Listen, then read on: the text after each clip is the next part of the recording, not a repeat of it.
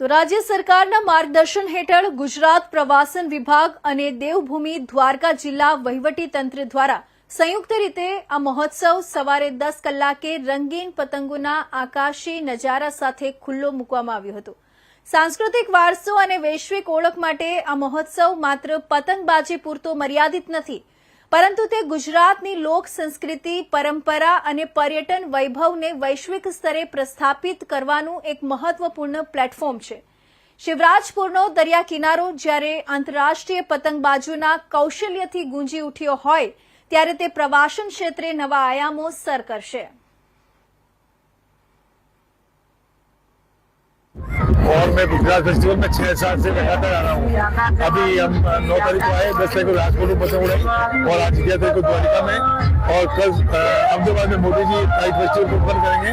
हम सब लोग पूरा वहाँ पार्टिसिपेट करेंगे और गुजरात में पतंगों का इतना क्रेज है कि पूरा विश्व अभी गुजरात के अंदर इकट्ठा हुआ है और जो वसुधैव कुटुंबकम है वो गाना बिल्कुल आज यहाँ चरित्रार्थ हो रहा है गुजरात में।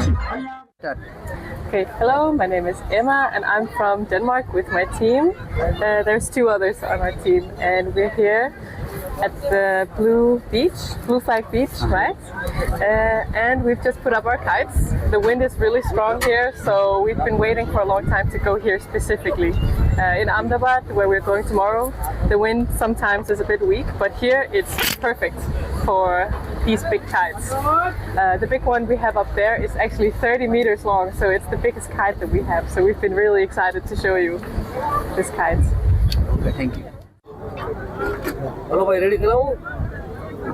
जी सर. આજે દ્વારકામાં આપણા શિવરાજપુર બીચ ખાતે આંતરરાષ્ટ્રીય પતંગ મહોત્સવની ઉજવણી જિલ્લા વહીવટીતંત્ર અને ટુરિઝમ કોર્પોરેશન દ્વારા આયોજિત કરવામાં આવેલી હતી।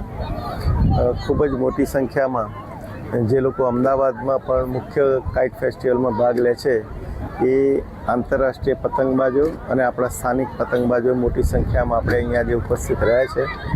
આપણી સાથે સાથે એરફોર્સ, નેવી અને કોસ્ટગાર્ડના ઓફિસર્સ અને એમના પરિવાર પણ આપણી સાથે પતંગ પર જોડાવેલા છે ઉત્સવમાં।